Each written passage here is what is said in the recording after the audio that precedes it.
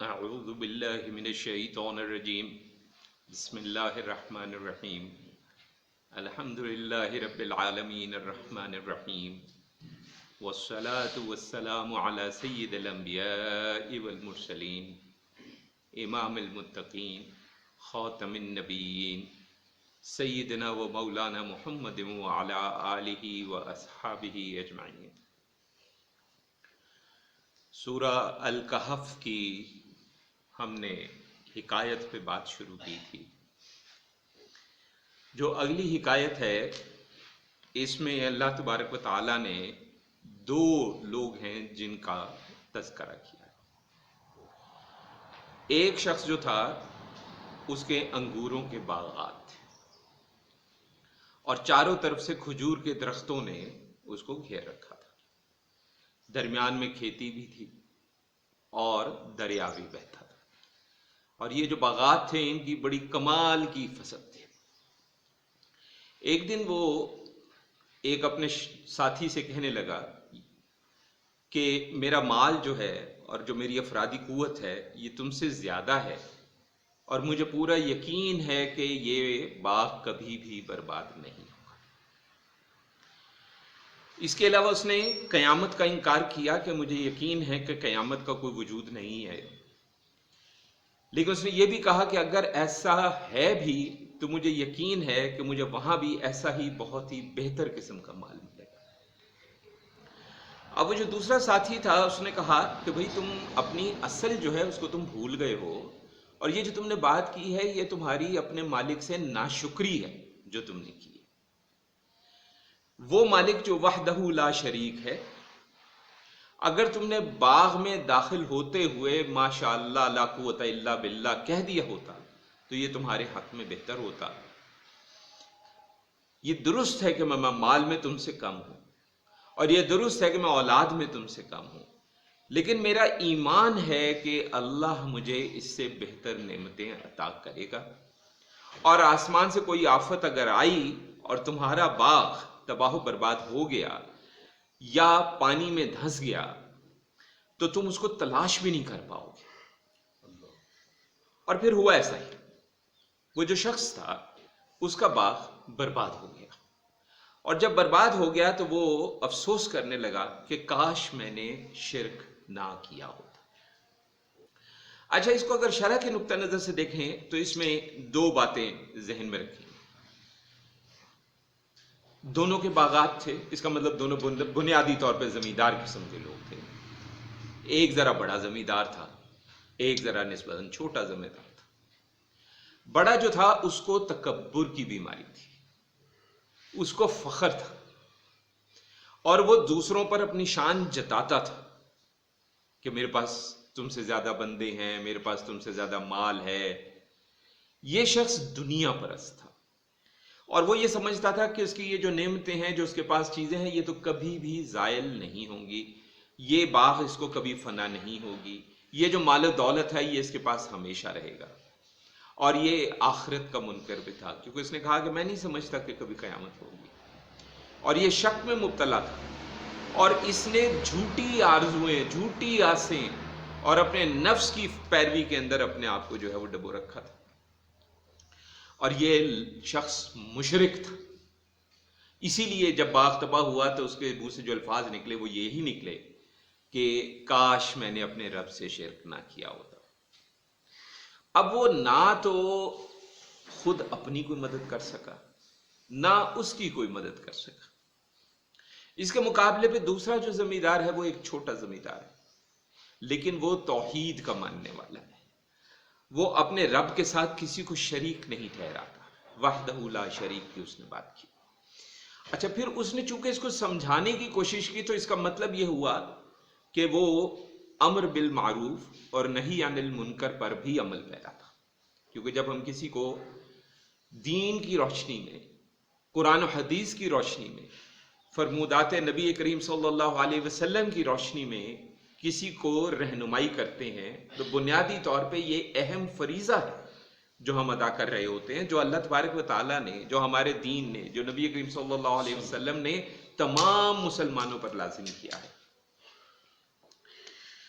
اب اس نے یہ جو اس کو سمجھایا کہ ابھی تمہیں داخل ہوتے ہوئے ماشاء اللہ لا قوت الا باللہ یا ماشاء اللہ لا حول ولا قوت الا باللہ یہ الفاظ ادا کرنے چاہیے تھے، یہ ایک نصیحت تھی۔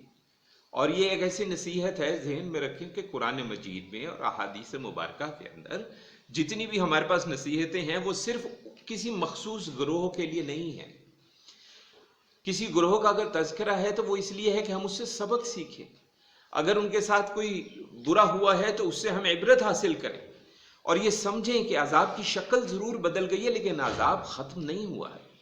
ہمارے پاس بھی بے تحاشا ایسے معاملات ہیں جن کو اگر غور کیا جائے تو عذاب الہی ہی کی ایک قسم ہے، جس میں ہم نے پہلے بھی ایک نشست میں بات کی تھی کہ یہ جو معیشت کا تنگ ہونا ہے یہ بھی عذاب الہی کی ایک قسم ہے۔ اور قرآن ہمیں یہ کہتا ہے کہ معیشت تنگ اس کی ہوتی ہے جو قرآن کو چھوڑ دیتا ہے۔ اب ہم جتنا مرضی کہتے رہیں فلاں کی وجہ سے ہوا، فلاں کی وجہ سے ہوا، اصل میں فلاں کی وجہ سے نہیں ہوا، اصل میں ہمارے اپنی بدعمالیوں کی وجہ سے ہوا ہے، ہماری اپنی نافرمانیوں کی وجہ سے ہوا ہے۔ اب یہ جو چھوٹا زمیندار تھا، اس نے جب اس کو سمجھایا تو اس نے یہ بھی کہا کہ بھی تیرا جو باغ ہے یہ تو عارضی ہے، یہ تو تباہ ہو سکتا ہے۔ وجہ کیا ہے کہ جو فاعل حقیقی ہے وہ اللہ کی ذات ہے۔ ہم جتنی مرضی محنت کر لیں، ہمارے اختیار میں محنت کرنا ہے، اس محنت کے صلے میں ہمیں کیا ملنا ہے، کب ملنا ہے، کیسا ملنا ہے، کتنا ملنا ہے، یہ اس کا فیصلہ ہے، یہ رب کا اختیار ہے، یہ رب کا فیصلہ ہے۔ ہم ممکن ہے کبھی سمجھے کہ ہمیں تو اس سے زیادہ ملنا چاہیے تھا، لیکن اللہ ہمیں زیادہ نہیں دے رہا تو اس کے پیچھے اس کی کوئی مصلحت ہوگی، اس کی کوئی حکمت ہوگی۔ اگر ہمارا ایمان اپنے رب پر، اس کے جو اجر کا اور ثواب کا جو نظام ہے اور انجام جو ہے اس کا جو نظام ہے، اس پہ اگر ہمارا ایمان ہو تو یہ ہو نہیں سکتا کہ ہماری زندگی میں ایسی تکلیف ہو جو خدا نخواستہ ہمیں گمراہ کرے۔ اب یہ جو قصہ ہے اس سے بھی ہمیں واضح طور پر آپ دیکھیں تقریباً ہر قصے میں ایک جیسی ہی ہمیں سبق مل رہا ہے۔ تواضع، غرور سے بچنا، تکبر سے بچنا، شکر گزاری، دنیاوی مال و دولت کو عارضی سمجھنا، اعتقاد کی، عقیدے کی اہمیت۔ دنیاوی دولت جو ہے وہ عارضی ہے، یہ جو مال و دولت ہے اس کی حقیقت جو ہے وہ کسی ہوائی بلبلے سے زیادہ نہیں ہے۔ اصل چیز جو ہے وہ اللہ کی ذات پہ بھروسہ ہے، رحمت کی تلاش ہے۔ اگر اللہ کی راہ پر ہم چلیں گے تو ہمیں بہترین چیزیں وہ عطا کرتا ہے، ہمارے لیے دنیا بھی اچھی ہو جاتی ہے اور ہمارے لیے آخرت بھی اچھی ہو جاتی ہے۔ لیکن جیسا ہم نے بھی کچھ دیر پہلے عرض کیا، یہ ایک علیحدہ بات ہے کہ اگر ہمیں دنیا اس طرح نہیں مل رہی جیسی ہم خیال کر رہے ہیں تو ممکن ہے اس طرح ملنا ہمارے لیے بہت زیادہ نقصان دہ ہو آگے چل کے، اس لیے اللہ تبارک و تعالیٰ ہمیں نہیں دے رہا، یا اللہ تبارک و تعالیٰ نے اس سے بھی بہتر کوئی چیز ہمارے لیے رکھی ہے، اس لیے ہمیں وہ ابھی بات اس طرح سے وہ چیز عطا نہیں ہو رہی۔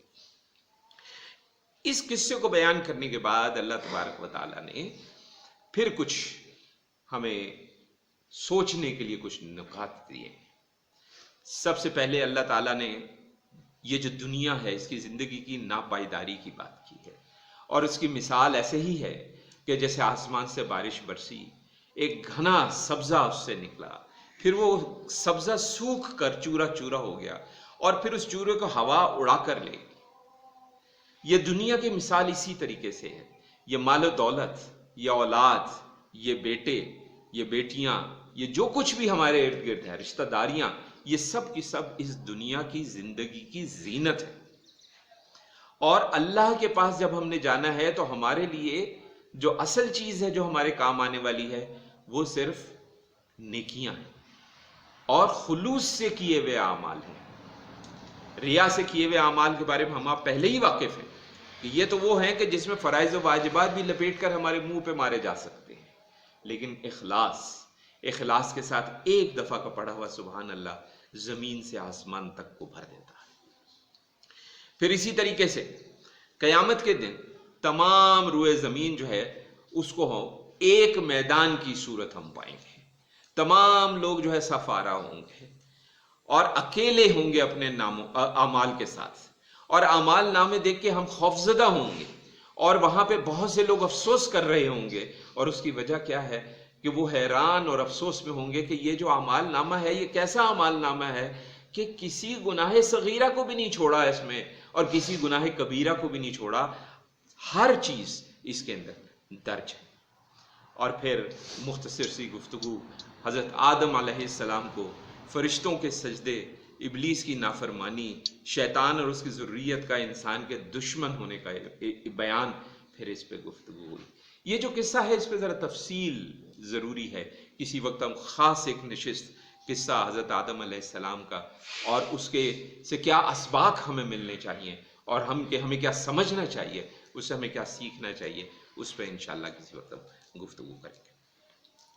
اس کے بعد جو قصہ ہے وہ حضرت موسیٰ علیہ السلام کا ہے۔ حضرت موسیٰ علیہ السلام بڑے مختصر ہم عرض کرتے ہیں کہ حضرت موسیٰ علیہ السلام اپنے خادم کے ساتھ اللہ تبارک و تعالیٰ کی حکمتوں کا راز جاننے کے لیے اور اسرار رموز جاننے کے لیے وہ اللہ کے ایک بندے سے ملنے کے لیے نکلے۔ اب مفسرین کا خیال یہ ہے کہ یہ جو اللہ کا بندہ ہے یہ حضرت خضر علیہ السلام ہے۔ ذہن میں رکھیں کہ حضرت خضر علیہ السلام اگر تسلیم کیا جائے تو حضرت خضر علیہ السلام کا ایک نبی ہونا بالکل لازم ہے، کیونکہ ایک نبی اسرار و رموز جاننے کے لیے ایک غیر نبی کے پاس چلا جائے یہ بات محال ہے۔ ہاں، اب یہاں پہ ایک اور نقطہ بڑا اہم ہے، وہ یہ ہے کہ حضرت موسیٰ علیہ السلام ایک جلیل القدر نبی اور رسول ہیں، صاحب شریعت ہیں، ان کا بڑا مقام ہے، بڑا مرتبہ ہے، لیکن اس کے باوجود ان کو اسرار و رموز جاننے کے لیے اللہ کے کسی بندے کی طرف جانا پڑا۔ اس کا مطلب یہ بھی ہمیں سمجھ میں آیا کہ یہ ضروری نہیں ہے کہ روحانی طور پہ کتنا ہی بلند مقام کا شخص ہو تو اللہ تبارک و تعالیٰ اس کو تمام معاملات کے اندر اس کو بلند ترین مقام پہ رکھے، کیونکہ ہوتا یہ ہے کہ مختلف وقت پہ، مختلف جگہ پہ، مختلف صورتحال میں مختلف چیز کی ضرورت ہوتی ہے۔ اس لیے اللہ تبارک و تعالیٰ جب اپنے بندوں کو وہاں پر بھیجتا ہے تو ان بندوں کو اس علاقے، اس وقت، اس ضرورت کے مطابق علم جو ہے وہ عطا فرماتا ہے۔ اور وہ علم، اس کا یہ مطلب نہیں ہے کہ اگر شرعی علم ہے تو علم لدنی میں بھی اسی مقام پہ ہوگا، اور علم لدنی ہے تو علوم شریعہ میں بھی اسی مقام پہ ہوگا۔ اس واقعے سے، قرآن کے اس واقعے سے ہمیں پتہ چلتا ہے۔ اب اس کے اندر جب یہ جا رہے تھے تو ایک جگہ پہ حضرت موسیٰ علیہ السلام، ان کو کچھ تھکاوٹ محسوس ہوئی، وہ رکے، انہوں نے خادم سے کہا کہ ناشتہ لاؤ۔ تو خادم نے کہا کہ جب ہم فلاں چٹان پر ٹھہرے تھے تو وہ جو مچھلی ہم نے ساتھ رکھی تھی وہ سمندر میں راستہ بناتے ہوئے نکل گئی۔ تو حضرت موسیٰ علیہ السلام نے کہا کہ جو دو سمندروں کا سنگم ہے یہی اصل میں ہماری منزل ہے۔ وہ پھر وہاں سے واپس لوٹے اور وہاں پہ انہوں نے اللہ کے خاص بندے کو پایا جن کے بارے میں مفسرین کا کہنا ہے کہ حضرت خضر علیہ السلام۔ اچھا، ان کے پاس جو علم ہے قرآن مجید نے ہمیں بتایا کہ وہ علم لدنی ہے۔ اچھا، اب اس سے ایک اور نقطہ، جیسے ابھی ہم نے عرض کیا، کیا اس کا مطلب ہے کہ حضرت موسیٰ علیہ السلام کے پاس علم لدنی بالکل نہیں تھا؟ یہ بات اس طرح سے سوچنا گستاخانہ ہو جائے گی۔ ہم یہ نہیں کہتے کہ بالکل نہیں تھا، ہم کہتے ہیں کہ ان کے پاس بھی علوم تھے، لیکن ضرورت کے تحت کون سا علم کتنا آشکارا ہونا ہے یہ اللہ کی مرضی پر ہے اور یہ اللہ کے اذن و توفیق پر ہے۔ حضرت موسیٰ نے ان سے کہا کہ اللہ نے جو آپ کو خاص علم عطا کیا ہے اس میں سے کچھ مجھے بھی تعلیم کر دیجئے۔ تو انہوں نے آگے سے کیا کہا کہ تم برداشت نہیں کر سکو۔ انہوں نے تسلی دی، پورا یقین دلایا کہ نہیں، کوئی ایسی بات نہیں ہے، آپ مجھ کو بالکل صابر پائیں گے، میں صبر کروں گا اور سکون کے ساتھ آپ جو کچھ مجھے سکھائیں گے وہ میں سیکھوں۔ اب اس میں کچھ مفسرین اس طرح کی بات بھی لکھ دیتے ہیں کہ جناب کسی زیادہ بلند اور افضل مقام والے شخص کا کسی کم مقام والے شخص کے پاس جا کے کچھ سیکھنا۔ ذہن میں رکھیں کہ یہاں پہ بلند یا کم کی بات ہم نہیں کر رہے ہیں، یہاں پہ ہم علم کی کسی ایک شاخ کی بات کر رہے ہیں جو کسی کے پاس زیادہ تھی، کسی کے پاس کم تھی۔ یہ کہنا کہ جی بلند اور وہ افضل اور وہ بلند یا افضل، یہ ہمارا مقام نہیں ہے جب تک یہ بات یا تو اللہ تبارک و تعالیٰ قرآن مجید میں خود بیان کر دیں یا رسول اللہ صلی اللہ علیہ وسلم کی کسی مستند معتبر حدیث سے ہمیں معلوم ہو جائے، ورنہ یہ بات مناسب نہیں ہے اس طریقے سے کرنا۔ تو حضرت موسیٰ علیہ السلام نے ان کو یقین دلایا انشاءاللہ آپ مجھے صابر پائیں گے۔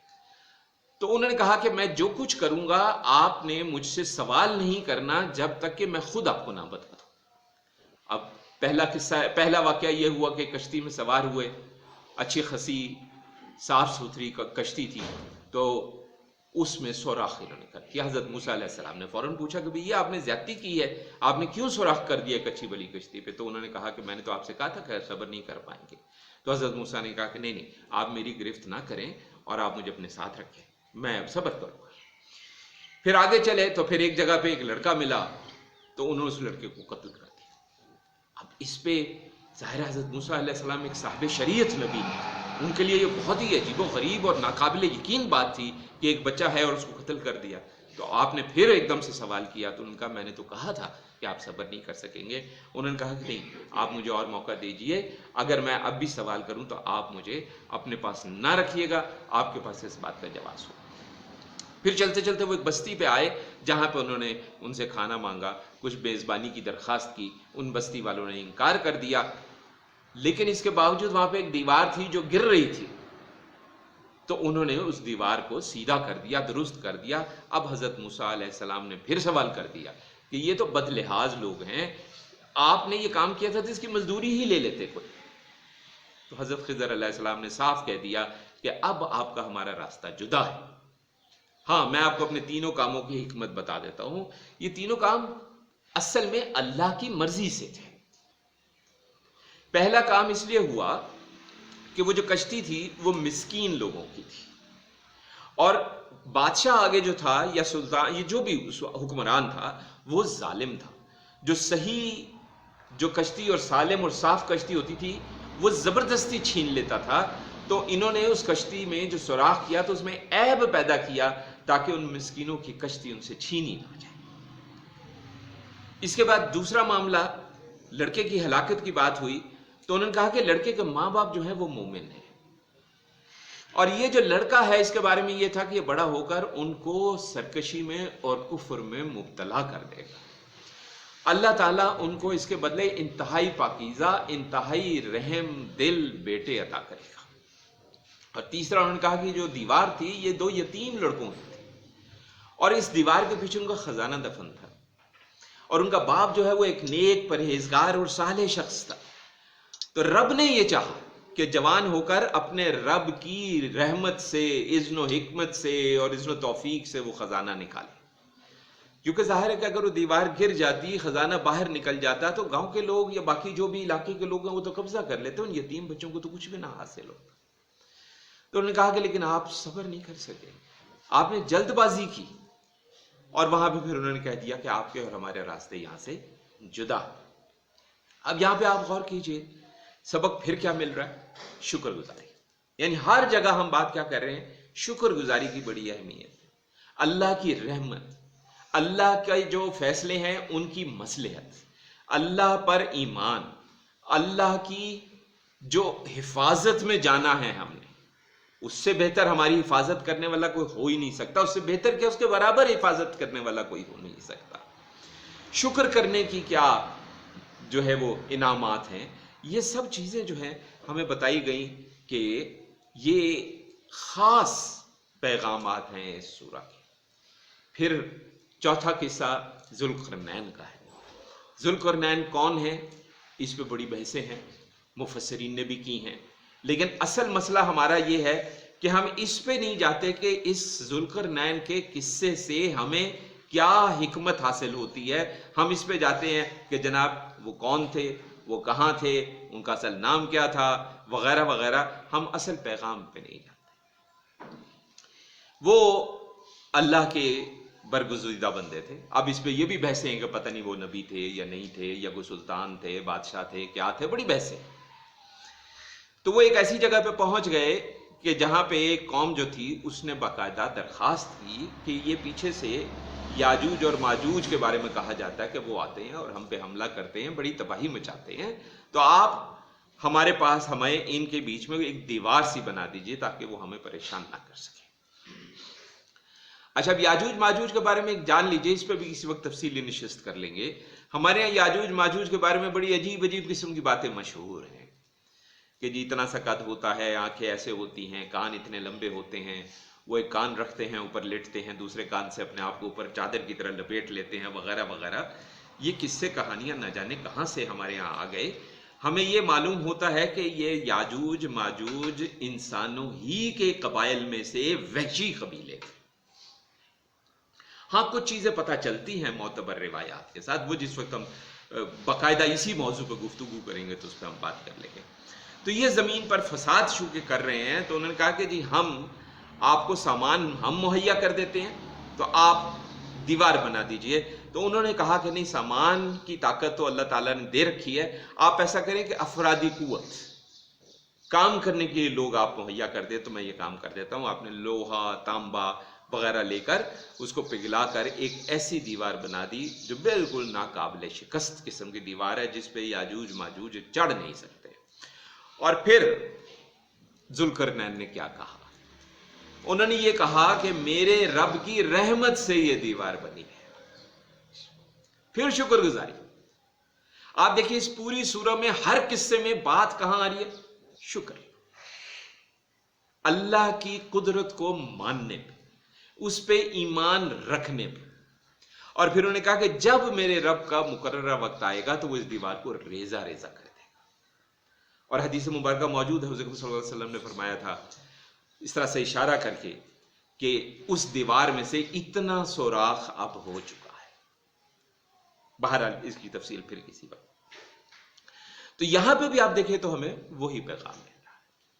اس کے بعد ایک خلاصہ پوری سورہ کا قرآن ہی نے ہمیں دیا ہے.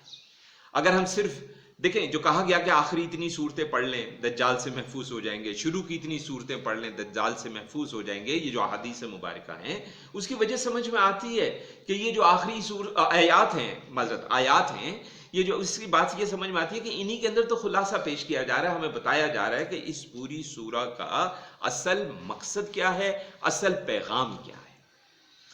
سب سے پہلے تو کہ جو کافر ہیں وہ شرک کرتے ہیں، اللہ نے ان کے لیے جہنم تیار کر رکھی ہے.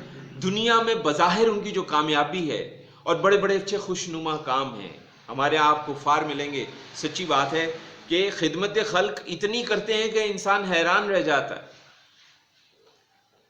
کئی ایسی اقوام ہیں جو غیر مسلم ہیں جن کا تعلق مشرکین میں سے ہے یا کفار میں سے ہے یا منافقین میں سے ہے.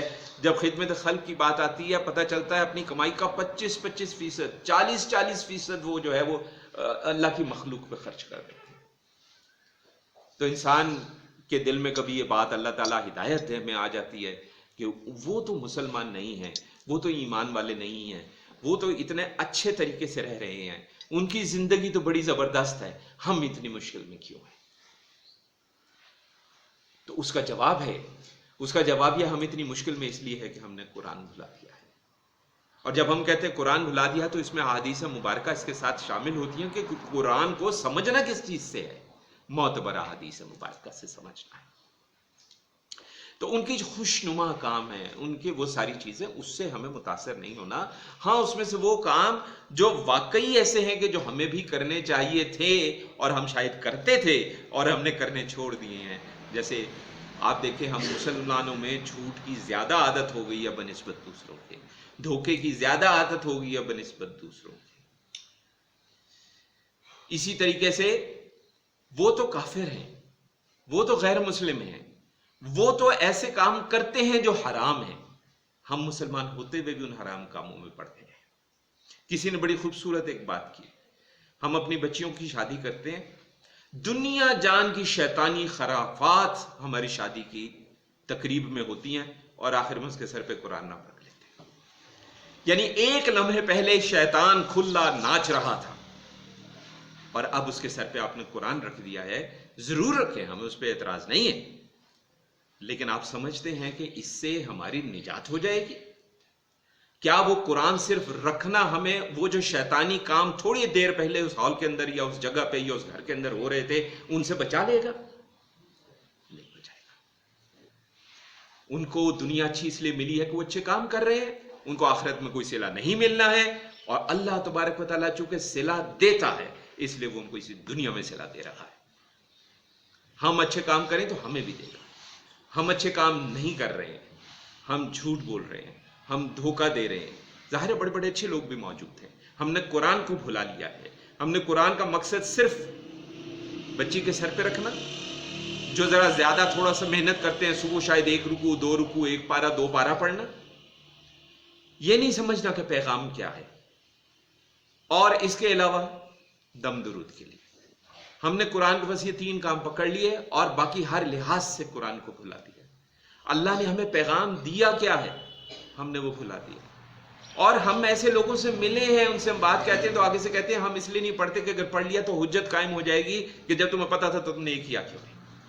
انا للہ و انا الیہ راجعون. وہ یہ نہیں سمجھتے کہ یہ بھی تو پوچھا جا سکتا ہے کہ جب تمہارے پاس علم تھا تو تم نے حاصل کیوں نہیں کیا. یہ تو بات کی بات ہے کہ حاصل کیا تو عمل نہیں کیا. ہم تو کہہ رہے ہیں کہ حاصل کر سکتے تھے تو حاصل نہیں کیا. کیوں نہیں حاصل کیا؟ اس لیے بہت ضروری ہے. پھر اللہ تبارک و تعالیٰ نے جو اہل ایمان ہیں ان کے حوالے سے بات کی کہ جنت کے ان کے لیے جو انعامات ہیں وہ تو ہیں ہی ہیں. دنیا بھی ان کو اچھی ملے گی انشاءاللہ، پرسکون ملے گی، سکون قلب حاصل ہوگا، لیکن آخرت میں بے بہا انعامات، یہاں سے کئی گنا زیادہ بہتر، کئی گنا زیادہ تعداد میں مقدار. اور پھر اللہ کی مدح، اللہ کی حمد. قرآن نے بڑا واضح کہہ دیا ہے کہ سارے سمندر مل جائیں اور ان جیسے اور آ جائیں اور ان سے مل کر آپ روشنائی اور سیاہی بنائیں، انک بنا لیں، تو بھی اللہ تبارک و تعالیٰ کے کلمات جو ہے وہ ختم نہیں ہوں گے. یہ سمندر ختم ہو جائیں گے، اتنے اللہ کی حمد ہے. اور پھر حضرت صلی اللہ علیہ وسلم سے فرمایا کہ ان سے کہہ دیجئے کہ میں بھی تمہاری مثل بشر ہوں، میری طرف وہی آتی ہے. تمہارا معبود ایک ہی معبود ہے، جسے قیامت کے دن اپنے رب سے ملنے کا یقین ہو، وہ نیک کام کرتا رہے اور اپنے رب کی بندگی میں کسی کو شریک نہ کرے. اب یہاں پہ بھی ظاہر ایک نقطہ آ جاتا ہے کہ قرآن مجید میں جا بجا تمہاری ہی مثل بشر ہوں کیوں کہا گیا ہے. اس پہ بھی کسی وقت اطمینان سے بات کریں گے، کیونکہ حضرت صلی اللہ علیہ وسلم اللہ کے حبیب ہیں. یہاں تو اگر آپ باقی انبیاء کی بھی بات کریں، کیونکہ آپ تو امام الانبیاء بھی ہیں، جب معراج شریف پہ تشریف لے گئے تو تمام انبیاء اکرام علیہم السلام کو آپ نے امامت کروائی. ہمارا یہ ماننا ہے، ہمارا یہ ایمان ہے. تو آپ امام الانبیاء بھی ہیں. اور کئی ایسی روایات میں ہمیں پتہ چلتا ہے کہ جو انبیاء تھے انہوں نے اپنی امتوں کو کہا کہ اگر وہ جس نے آنا ہے، اگر وہ میری زندگی میں آ گیا تو میں بھی تمہارے ساتھ ان کے پیچھے ہوں. یہ درست ہے. اور تمام انبیاء کی جو شخصیت ہوتی ہے اس کے کئی پہلو ہوتے ہیں. بشری پہلو بھی ہوتا ہے، روحانی پہلو بھی ہوتا ہے، نبوت کا پہلو بھی ہوتا ہے، رسالت کا پہلو بھی ہوتا ہے. ہمارا مسئلہ یہ ہے کہ ہم کسی ایک چیز کو پکڑتے ہیں تو ہم اس چیز کو پکڑ لیتے ہیں، باقی چیزوں کو جو ہے ہم پس پشت ڈال کے ایک دوسرے کے گریبان کھینچ لیتے ہیں. تم نے یہ لفظ استعمال کیوں کیا، تم نے وہ لفظ استعمال کیوں کیا. اللہ کی ذات اور انبیاء کرام علیہ السلام کی ذات ایسی ہے کہ اگر آپ ان کے بارے میں کوئی اگر ایک بات کہتے ہیں تو وہ ایک بات ان کی شخصیت کا ایک پہلو ہوتی ہے، وہ ان کی شخصیت کا احاطہ نہیں کرتی. اس لیے جہاں بشریت ہے وہاں روحانیت بھی ہے، جہاں روحانیت ہے وہاں نبوت بھی ہے، جہاں نبوت ہے وہی آ رہی ہے، رسالت بھی ہے. اس لیے اس کو بالکل ایک پیرائے میں دیکھنے کی اگر کوشش کریں گے تو ہم گمراہی میں پڑیں گے. یہ ہمیں سمجھنا ہے کہ ہم نبی کریم صلی اللہ علیہ وسلم کی ذات کو زیر بحث اس طرح سے نہ لائیں کہ ہم فیصلہ کرنے لگ جائیں کہ آپ کیا ہیں. قرآن و حدیث میں واضح اشارے ہمیں موجود ہیں آپ کی شخصیت کے مختلف پہلو، مختلف پرتو. کہ اگر بشریت ہے تو کیا بشریت ہے کہ پسینے سے خوشبو آتی ہے؟ ہمارے سے تو نہیں آتی، ہم سے تو بدبو آتی ہے. اگر بشریت ہے تو کیا بشریت ہے کہ آپ نے خود کہا میں آگے سے بھی ویسے دیکھتا ہوں جیسے پیچھے سے دیکھتا ہوں. بشریت ہے تو کیا بشریت ہے. تو اسی لیے لفظوں کو پکڑ کے اس پہ کوئی فیصلہ نہ کیا جائے، اس کو ایک پہلو سمجھا جائے شخصیت کا، ایک پرتو سمجھا جائے، ایک پرت سمجھا جائے اور اس کو بھی تسلیم کیا جائے. اور اس کے علاوہ جو پہلو اور پرتو ہیں جو حدیث مبارکہ سے ثابت ہے، جو ہمارے پاس قرآن مجید میں سے ثابت ہے، اللہ رؤوف ہے، اللہ رحیم ہے۔ قرآن ہی میں کہا کہ رسول اللہ صلی اللہ علیہ وسلم بھی رؤوف ہیں، رحیم ہیں۔ یہ ایک نورانی پہلو ہے، یہ بشری پہلو نہیں ہے۔ سو اس لیے اس کو اپنے اپنی جگہ پہ، اپنے اپنے مقام پہ طریقے سے دیکھنے کی ضرورت ہے۔ ہم ان چیزوں میں پڑھ کے کسی ایک چیز کو پکڑ کے کسی دوسری چیز کی نفی کر کے گستاخی نہ کریں، یہ گستاخی ہے۔ نبی کریم صلی اللہ علیہ وسلم کا صرف ایک پہلو پکڑ کے دوسرے کو رد کریں گے، گستاخ ہو جائیں گے۔ اس کو پکڑ کے اس کو رد کریں گے، گستاخ ہو جائیں گے۔ اللہ تعالی ہمیں بچائے اور صاحب علم لوگوں کے ساتھ صحبت عطا فرمائے۔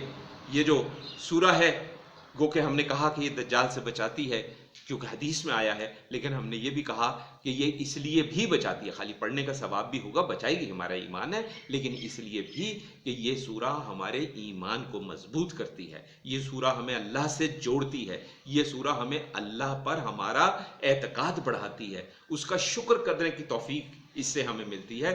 لیکن بات وہی ہے، پیغام سمجھیں گے تو ملے گی نا، ورنہ تو ثواب تو ہے، اس پہ تو کوئی کسی قسم کا کوئی شبہ نہیں ہے، لیکن پیغام کو سمجھ کے جب اس کے مطابق ہم اپنی زندگی کو ڈھالنے کی کوشش کریں گے، نہ ڈھل سکے تو اللہ غفور و رحیم ہے۔ ہاں لیکن ہم پہلے ہی کہہ دیں گے نہیں یہ کام ہم سے نہیں ہونا، تو پھر غفور و رحیم نہیں ہے، پھر وہ جبار اور قہار ہے۔ اس سے سمجھنا بڑا ضروری ہے۔ اللہ تعالیٰ کا ہمیں اذن و توفیق دے، قرآن کو سمجھیں، اس کے مفہوم کو سمجھیں، اس کے مطابق زندگی گزارنے کی کوشش ضرور کریں۔ کوتاہی ہو جاتی ہے، اللہ معاف فرما دے گا انشاءاللہ تبارک۔ وصلی اللہ علی خیر خلقہ سیدنا و مولانا محمد وعلی آلہ و اصحابہ اجمعین برحمتک یا ارحم الراحمین۔